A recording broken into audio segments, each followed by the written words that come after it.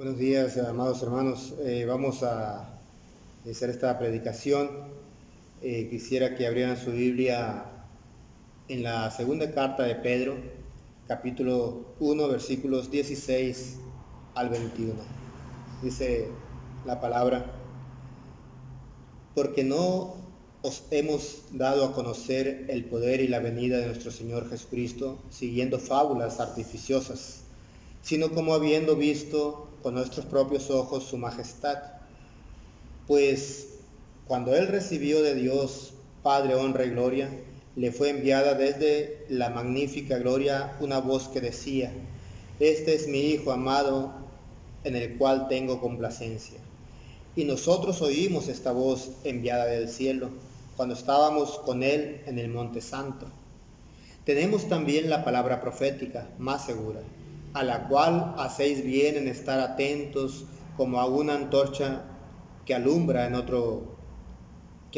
lugar oscuro, hasta que el día esclarezca y el lucero de la mañana salga en vuestros corazones, entendiendo primero esto, que ninguna profecía de la Escritura es de interpretación privada, porque nunca la profecía fue traída por voluntad humana, sino que los santos hombres de Dios hablaron siendo inspirados por el Espíritu Santo. Amén. Oremos. Señor, te damos muchas gracias porque nos da la oportunidad, Señor, de predicar nuevamente, Señor, tu palabra. Te pedimos que estés con nosotros, que te glorifiques, Señor, en nuestras vidas, y que tú, Señor, abras el corazón, Señor, de cada uno de nosotros, Señor, para que nosotros guardemos tu palabra que va a ser predicada, Señor. Unge mi vida para predicar tu palabra, Señor. Habla, Señor, a través de un servidor, pero que siempre, Señor, nuestro corazón esté abierto para recibir tu palabra. Bendice a tu iglesia, Príncipe de Paz, Padre Santo, y de todos aquellos, Señor, que escuchan, Señor, tu palabra. Para gloria y honra tuya te lo pedimos en Cristo Jesús. Oramos. Amén. Bien, quisiera antes de iniciar esta predicación hacer alusión a que el día de mañana es, más bien hoy domingo, es el Día de la Misionera, y que cada año tenemos por costumbre como Iglesia Príncipe de Paz enviar nuestras ofrendas a la escuela de misioneras, y pues de pedir que sigamos, que no rompamos con este compromiso, con esta tradición de enviar estos recursos para que esta escuela siga funcionando, porque cabe mencionar que la escuela bíblica para misioneras siempre ha carecido del sustento y sobrevive prácticamente con las ofrendas que se le da. Claro, hay un aporte que dan las misioneras, pero no es suficiente para sostener la escuela, y cabe mencionar que es una bendición de parte de Dios. Todas las hermanas que han ido a estudiar en la Escuela Bíblica Central para Misioneras, que han ido a estudiar y que han salido a los diferentes campos en la República, han sido una bendición para las iglesias donde han servido. Por lo tanto, no dejemos de apartar nuestra ofrenda para la Escuela Bíblica Central para Misioneras. Es como un recordatorio y como una petición para hacer esta ofrenda para la Escuela Bíblica Central para Misioneras. Pero bien, cabe mencionar también que hoy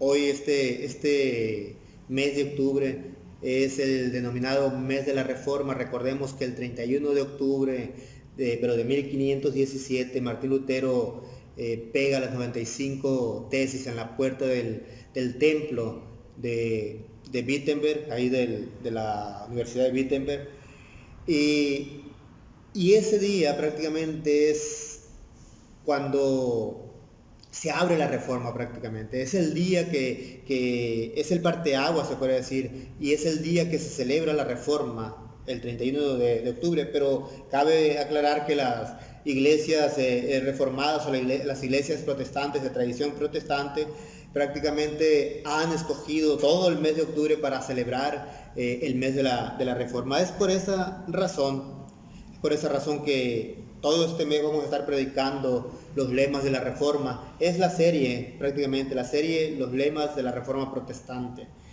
Y que hoy, este domingo, este primer domingo de octubre, vamos a predicar el tema sola escritura. Así de sencillo, sola escritura.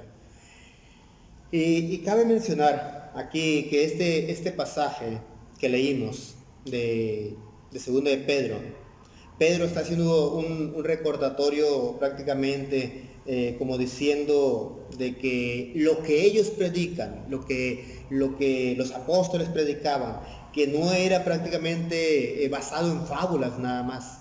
O sea, no era una fábula, sino más bien ellos habían visualizado prácticamente con sus ojos y habían escuchado con sus oídos lo que había acontecido en el monte, en la transfiguración, cuando la voz del cielo dijo: este es mi Hijo amado, en quien yo tengo contentamiento, o más bien en quien tengo complacencia.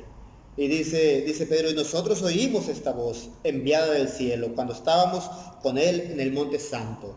Pero también para aquellos que no creen a los testigos, porque cabe mencionar que muchas veces uno habla y los testigos, como testigos no somos creídos. Por decirlo así, hemos tenido un encuentro personal con aquel que nos salvó, con aquel que murió en la cruz del Calvario, con aquel que resucitó. Hemos tenido un encuentro personal, platicamos de ese encuentro y mucha gente no nos cree.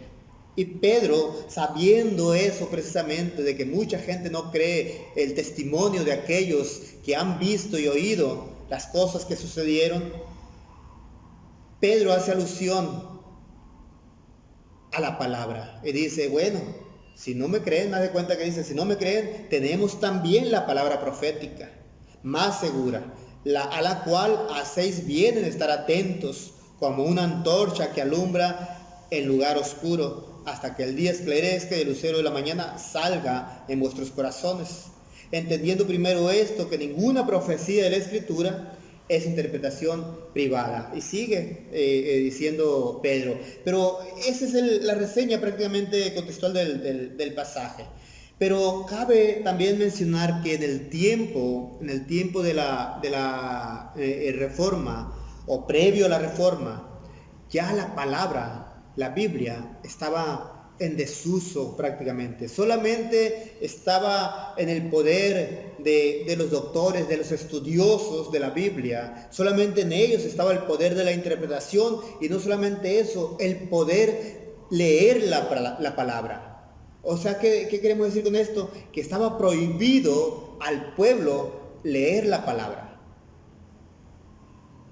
Entonces, cabe mencionar que cuando Jerónimo tradujo la Biblia del hebreo y del griego al latín, porque el latín era la lengua vernácula, la lengua popular, en la que todo el mundo hablaba. Entonces Jerónimo la tradujo, pero con el tiempo se fue perdiendo el latín.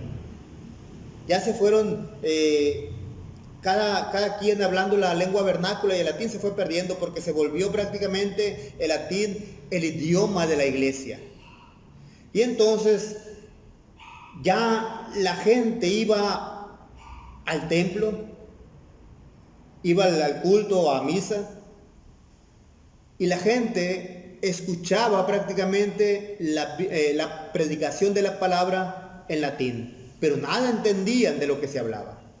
Eso es la verdad, cuando bien se iba, porque cabe recalcar también que en muchas partes, en la mayoría de las partes del imperio, no se predicaba la palabra. Solamente eran las procesiones de los sacerdotes con todos sus acólitos, y el sacerdote, como representación de Cristo, caminaba en el culto o en el templo prácticamente con la gente ahí, y los acólitos detrás de él, como diciendo: yo represento a Cristo, y los acólitos representan a la iglesia que sigue a Cristo.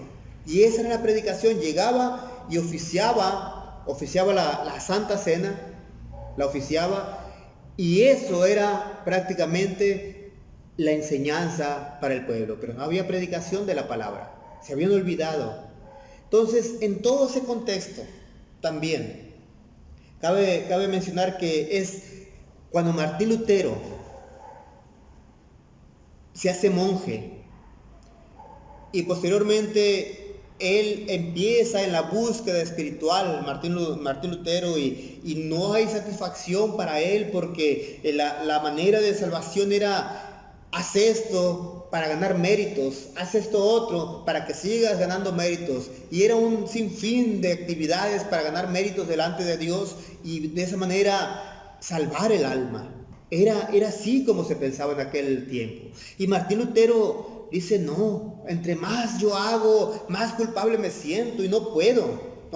Azoto mi cuerpo con látigo, se me sangra la espalda y sigue la culpabilidad en mi vida, no termina la culpa. Esa era la situación que vivió Martín Lutero. Entonces, el abad del monasterio donde Martín Lutero estaba, se había metido al monasterio, ese abad le dice: hermano Martín, lee la Biblia. Cuando estaba de alguna manera prohibido a ciertos monjes leer la Biblia, solamente la leían los doctores, como decía hace un momento, y algunos que les daban chance que la leyera. Entonces el abad le dice: lee la Biblia, y la empieza a leer Martín Lutero, y es donde él se da cuenta: el justo por la fe vivirá. Y empieza Martín Lutero a entender que es por la fe que él tenía que ser salvo.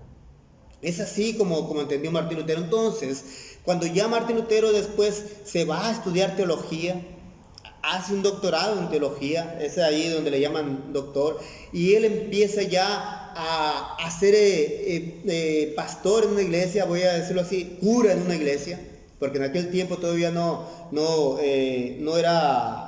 estaba la iglesia protestante todavía. Cabe mencionar que a los curas también le llamaban pastores. No vamos a decir que no había pastores. A los curas se les decía pastores también.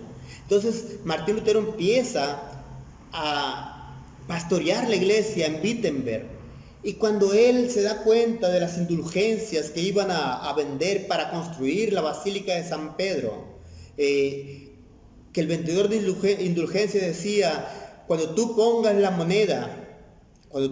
moneda y caiga al fondo de la urna de las indulgencias o de las ofrendas prácticamente, el alma de tu abuelo que se está revolcando del infierno saldrá y se irá directamente al cielo. Entonces todo ese tipo de cosas sucedía. Entonces Martín Lutero, viendo toda la extorsión de alguna manera de la iglesia hacia el pueblo, él dice: no es posible esto, y pone las llamadas 95 tesis en la puerta del templo de Wittenberg. Ahí pone las 95 tesis. Y cabe mencionar que esas 95 tesis eran pequeñas frases protestando prácticamente por lo que la iglesia estaba haciendo o el Papa estaba haciendo en su momento. Pero no son de esas tesis para la licenciatura o para una maestría o para un doctorado. No es ese tipo de tesis que es todo un libro. Imagínense 95 tesis de esos en un momento que hubiera hecho Lutero. No, eran 95 frases donde estaba protestando por las arbitrariedades de la iglesia de aquel tiempo. Y lo que Martín Lutero pretendía era prácticamente debatir con los doctores al respecto, con los doctores que estaban promoviendo las indulgencias. Pero prácticamente lo que hicieron es agarrar esas indulgencias y llamar a Lutero a cuentas y llevar a Lutero a juicio. Es lo que hicieron, pero ahí se abre el asunto del debate de la reforma protestante. Ese es el contexto prácticamente que sucedía ahí en Wittenberg, con Lutero. Pero cabe mencionar que la Escritura es inspirada por el Espíritu Santo. Dice aquí la palabra, tenemos también la palabra profética más segura, a la cual hacéis bien en estar atentos como a una antorcha que alumbra en lugar oscuro, hasta que el día esclarezca y el lucero de la mañana salga en vuestros corazones, entendiendo primero esto, que ninguna profecía de la Escritura es de interpretación privada, porque nunca la profecía fue traída por voluntad humana, sino que los santos hombres de Dios hablaron siendo inspirados por el Espíritu Santo. Entonces cabe mencionar que la Escritura es inspirada por el Espíritu Santo. Cabe mencionar también que las personas que escribieron la Biblia no estaban poniendo ahí en la palabra algo dictado de parte de Dios, sino más bien algo inspirado de parte de Dios. Ellos no se estaban dando cuenta que estaban siendo inspirados en el momento que estaban escribiendo. Sin embargo, Dios los estaba inspirando para que escribieran. Y por esa razón, esa inspiración que hay en la palabra de Dios, esa inspiración que hay en la palabra escrita, viene de parte del Espíritu Santo. Y cabe mencionar aquí que esta palabra no es por voluntad humana. No es por voluntad humana, es por voluntad divina. ¿Y por qué decimos que no es por voluntad humana? Porque los hombres de Dios, prácticamente estos hombres que escribieron, a pesar de que ellos escribían con palabras humanas, hay que decirlo de esta manera, porque ya dijimos anteriormente, en domingos anteriores, que la Biblia es palabra humana y divina, o decirlo de otra manera, es divino-humana. ¿Qué quiere decir esto? Que es inspirada por Dios, pero escrito por hombres, en palabras de los hombres. Es así. Pero no es por la voluntad del hombre, sino que Dios prácticamente guía la voluntad del hombre para que el hombre escriba la palabra. Es así como surgió esos escritos de la palabra de Dios.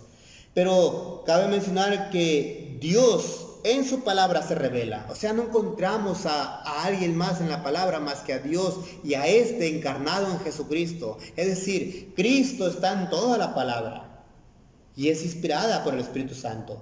Pero también las Escrituras son inspiradas por Dios. Cabe mencionar esa parte. ¿Qué quiere decir esto?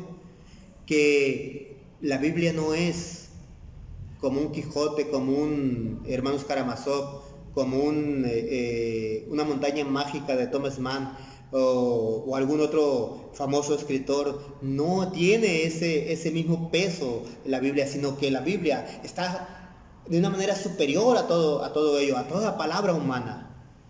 Y voy a decirlo de esta manera, la Biblia está por encima de cualquier palabra humana, por más devoto que sea la persona que esté hablando. Es decir, que si el pastor está hablando,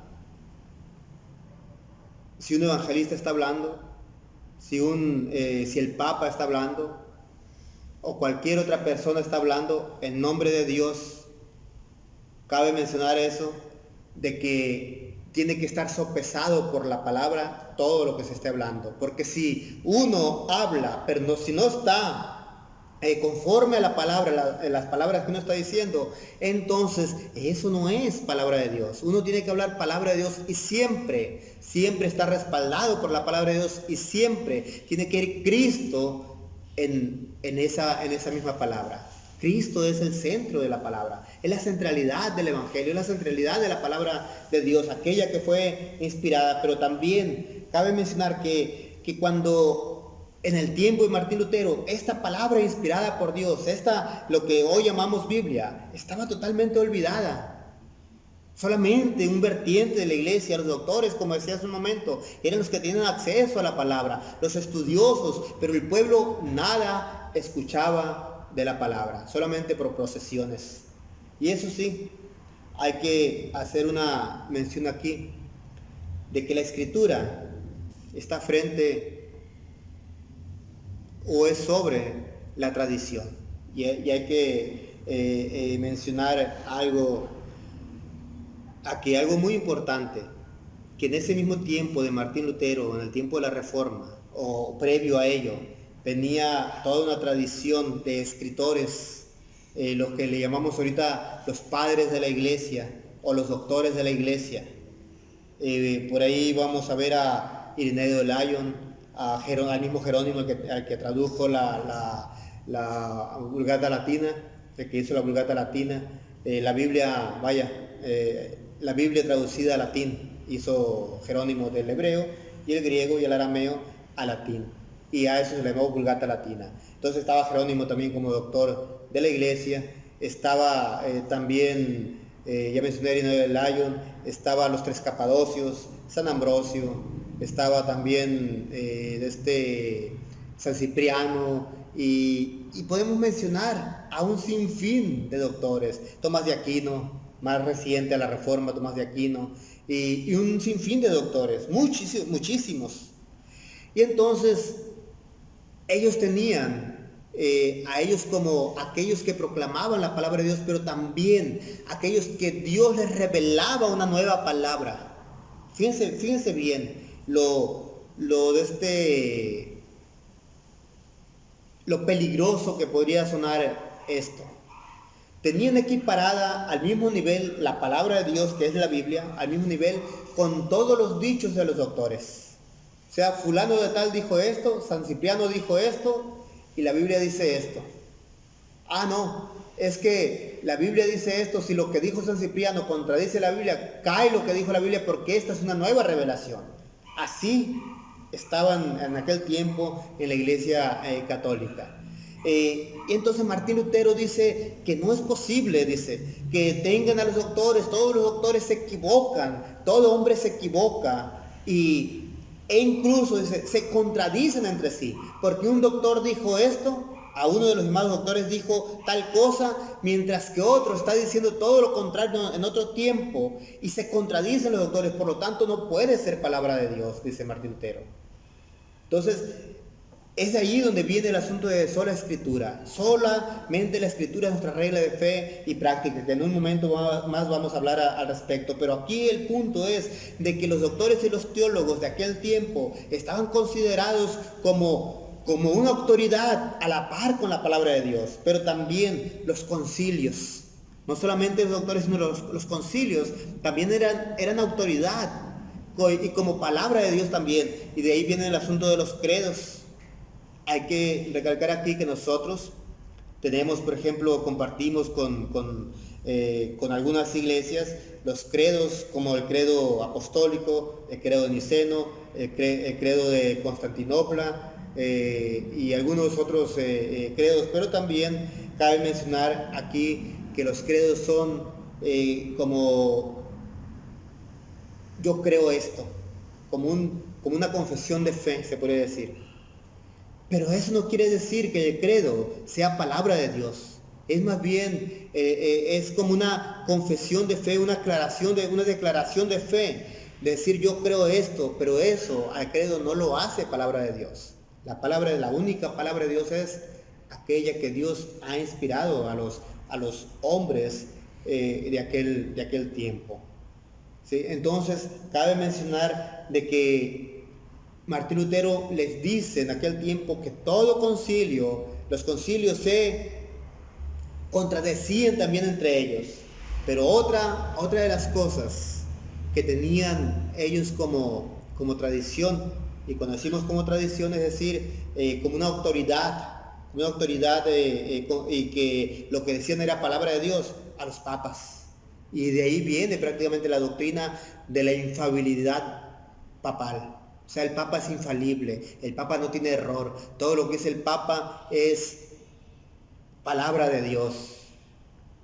Así estaba considerado. Y Martín Lutero dice, no, todos los papas se equivocan, dice Martín Lutero. Y cuando Martín Lutero se fue a Roma, a una excursión, a un viaje espiritual, se podría decir, porque él quería apagar todo su problema espiritual que estaba pasando, existencial que pasaba él. Se va a Roma y se da cuenta que en Roma hay prostíbulos para sacerdotes y que también el mismo Papa estaba totalmente corrompido. Eso es lo que Lutero se da cuenta. Entonces dice, esto no puede ser así, entonces no puede ser palabra de Dios eso. Y es a todo ello a lo que Martín Lutero está combatiendo o está prácticamente protestando en contra de todas esas arbitrariedades en las 95 tesis que pegó en la puerta del templo en Wittenberg. Pero cabe mencionar también que posteriormente Martín Lutero hace varios libros, o a la par de las 95 tesis, hace varios libros también que le piden a Martín Lutero que se retracte cuando a él lo llaman a juicio y le dicen, hermano Lutero, usted aquí no va a debatir, porque Martín Lutero dice, ¿con quién tengo que debatir? Dice, no vienes a debate, vienes a contestar 2 preguntas nada más. ¿Son tuyos estos libros? Y la otra pregunta es, ¿te retractas de lo que dicen estos libros? Esas 2 preguntas le hicieron a Martín Lutero. A la primera pregunta de Lutero, ¿son tuyos estos libros? Martín Lutero dijo, sí. A la segunda pregunta que le hicieron, ¿te retractas de todos los que dices en ellos? Martín Lutero pidió 24 horas, un día pidió Martín Lutero para pensar qué iba a decir. Y le concedieron. Al siguiente día llega Martín Lutero y le preguntan, hermano Martín Lutero, ¿se retracta de lo que dicen estos libros? Y él dice, no puedo ir en contra de la palabra de Dios. Mi conciencia es cautiva de la palabra de Dios. Todo lo que dije ahí está basado en la palabra de Dios. Y no puedo ir en contra de mi conciencia, dice Martín Lutero. No puedo ni quiero retractarme de lo que dije ahí. Que Dios me ayude. Fue lo que dijo Martín Lutero. Prácticamente Martín Lutero estaba afirmando su muerte. Gracias a que el rey de Alemania, Federico el Hermoso, creo que le llamaban, Federico el Hermoso, él lo esconde a Martín Lutero y lo lleva al castillo y ahí en el castillo lo está protegiendo el rey de Alemania, el príncipe de Alemania, perdón, y ahí Martín Lutero hace la traducción de la Biblia al alemán, a lengua vernácula.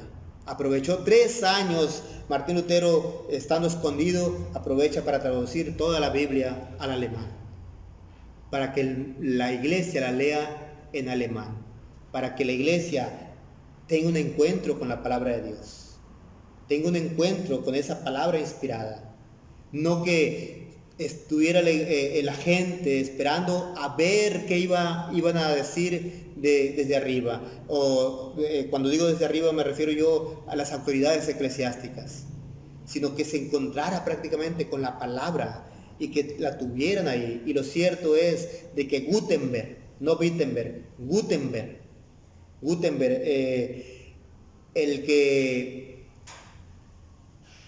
de alguna manera perfeccionó la imprenta, agarró la Biblia de Lutero y la imprimió varios tomos y se empezó a distribuir la Biblia en alemán y la gente empezó a leer la palabra de Dios en su propio idioma. Pero cabe mencionar que la escritura está por encima de cualquier postura humana, llámese papa, llámese apóstol Pablo, llámese cualquier profeta, llámese pastor, llámese evangelista, llámese cualquier persona de autoridad eclesiástica, por decirlo así de esta manera. La Biblia está por encima de cualquier palabra humana. Todo aquel que hable de la palabra de Dios tiene que estar hablando en consonancia con la palabra de Dios, porque de otra manera la palabra de Dios no le respalda lo que está diciendo, y la palabra de Dios es mucho más que una palabra humana. Entonces, todo lo que nosotros hablamos tenemos que ir muy de la mano con la palabra de Dios.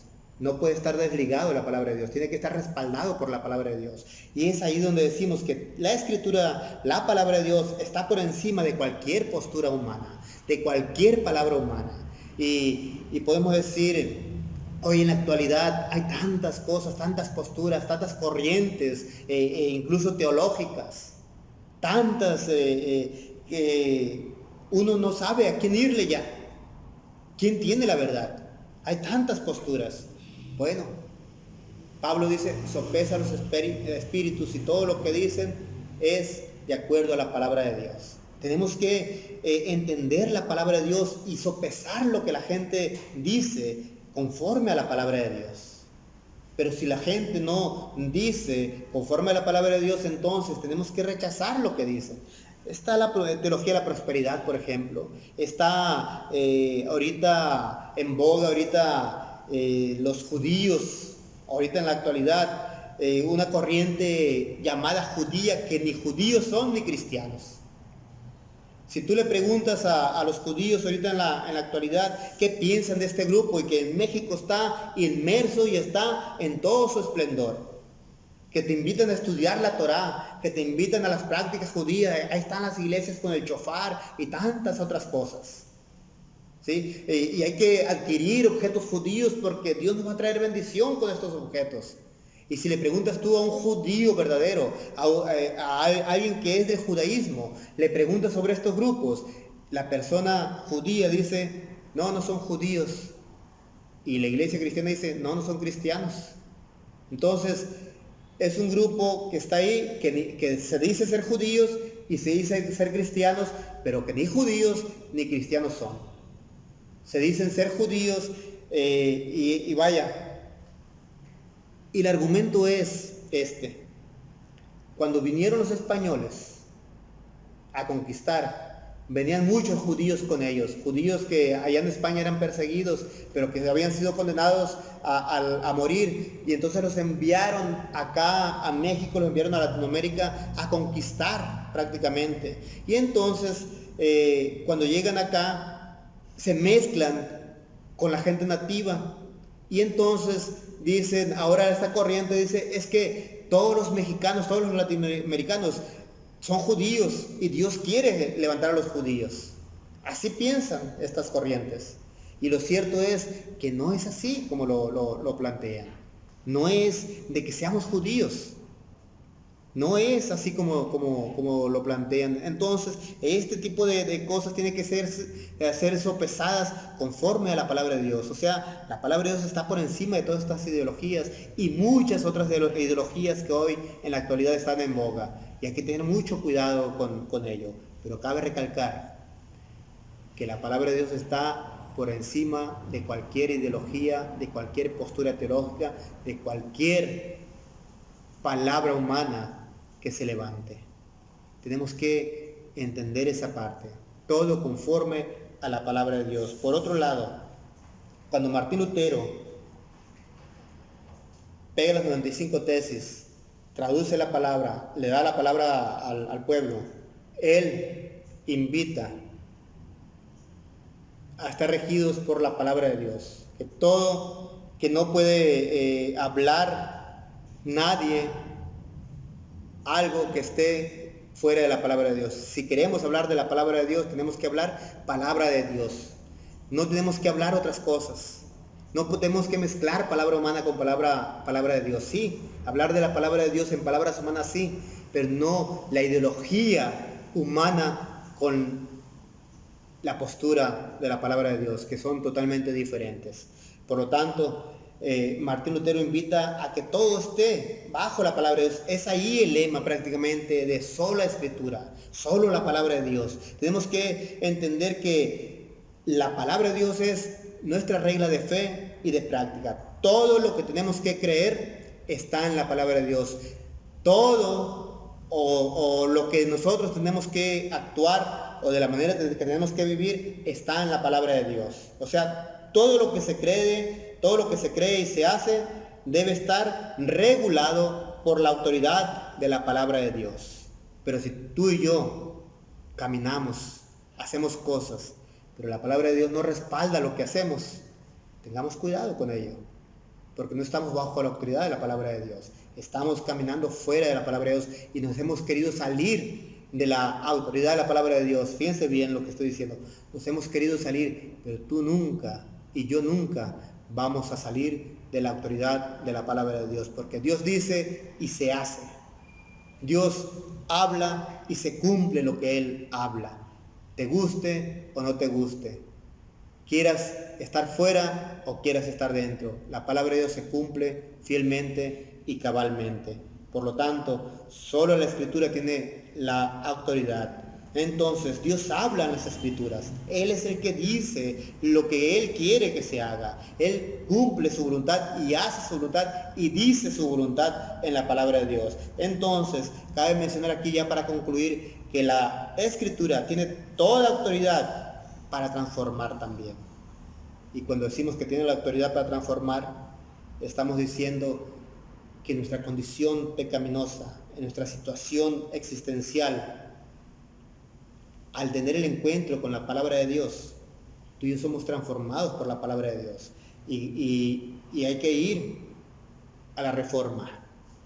Hay que ir al momento de la reforma cuando hombres fueron transformados por la palabra de Dios, personas ahí que tuvieron el encuentro con la palabra de Dios y que la leyeron y que la entendieron y dijeron, esto no puede ser así posible. Entonces cambia la vida de la persona, es transformada a vivir una nueva vida conforme a la palabra de Dios y empieza prácticamente todo el movimiento de reforma. Naciones enteras transformadas por la palabra de Dios. ¿Por qué? Porque tuvieron un encuentro con la palabra de Dios. Y cuando nosotros tenemos el encuentro con la palabra de Dios, créanme que nuestra vida no sigue siendo igual. Porque la palabra de Dios es transformadora. Así como nos confronta para transformarnos, pero nos transforma para bendición. Y es ahí donde nos invita la misma palabra a tenerla como autoridad, porque es la palabra de Dios. Dice, el cielo y la tierra pasarán, mas mi palabra no pasará.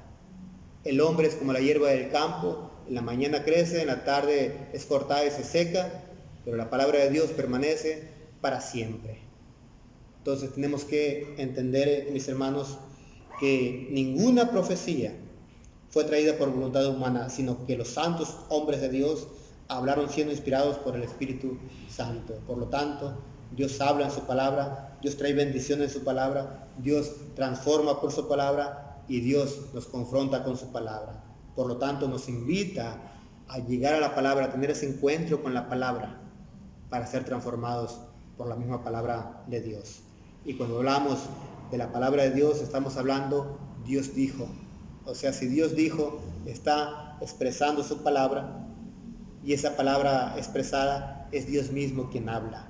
Y si Dios mismo habla, es Dios mismo quien te invita prácticamente al encuentro con su palabra, al diálogo con Él, para que en ese diálogo tú y yo seamos transformados por aquel que ha hablado, que es el Señor. Oremos. Alabado Dios, te bendecimos y glorificamos, Señor, tu bendito nombre. Glorifícate en nuestra vida. Está con nosotros, Señor. Esta palabra, Señor, la cual tú has inspirado, Señor, la cual es tu palabra, Señor, nos confronta, nos reconforta, Señor, y nos transforma, Señor, pero también nos invita a acercarnos, a encontrarnos con la palabra. Queremos encontrarnos, Señor, con tu palabra, día con día, entenderla, comprenderla, oh Padre Santo, vivirla, Señor, para tu gloria y tu honra. Y que nosotros, Señor, por tu Santo Espíritu, a través, Señor, del encuentro de tu palabra, Señor, seamos transformados día con día, hoy y siempre. En Cristo Jesús oramos. Amén. Y ahora, mis amados hermanos, que la misericordia de Dios Padre, la gracia de su Hijo Jesucristo, el amor y la paz y la palabra inspirada por su Santo Espíritu, sea con cada uno de vosotros y sus familias hoy y siempre. Amén.